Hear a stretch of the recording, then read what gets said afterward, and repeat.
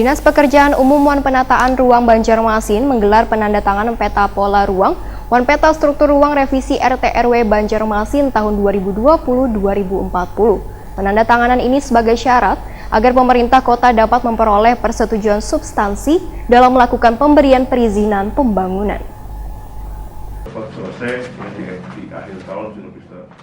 Dinas Pekerjaan Umum Wan Penataan Ruang Banjarmasin menggelar penandatanganan peta pola ruang Wan Peta Struktur Ruang Revisi RT/RW Banjarmasin tahun 2020-2040.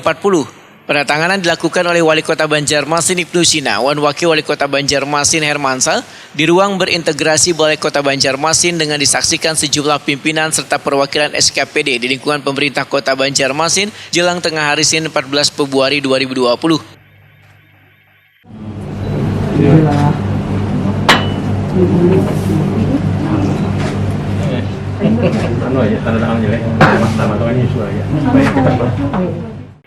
PRT Kadis PUPR Banjarmasin Widya Stuti Kartika STMT Wehtakuni Prima TV medahkan penandatanganan ini sebagai syarat yang diberikan oleh Kementerian ATR wan tim koordinasi penataan ruang agar pemerintah kota dapat memperoleh persetujuan substansi dalam melakukan pemberian perizinan pembangunan.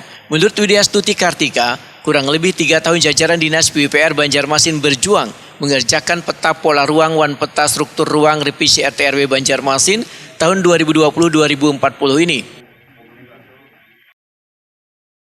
Kota Banjarmasin sudah melakukan kegiatan revisi RT/RW ini 3 tahun lamanya sejak tahun 2018. Sudah begitu banyak proses yang kami lewati sampai ke tahap ini, syukur alhamdulillah.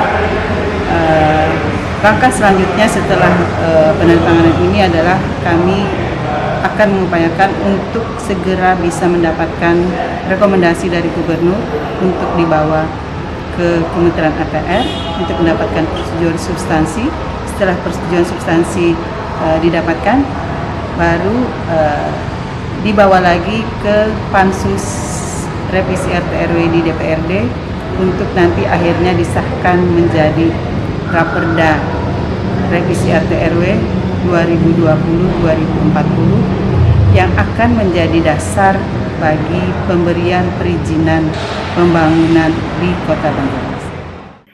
Widya Stuti Kartika menambahkan, setelah ditandatangani, selanjutnya akan disampaikan kepada Gubernur Kalimantan Selatan, kemudian diteruskan ke tingkat kementerian untuk mendapatkan persetujuan substansi, sehingga dari serangkaian proses tersebut nantinya akan menjadi dasar dalam pemberian perizinan pembangunan di Banjarmasin.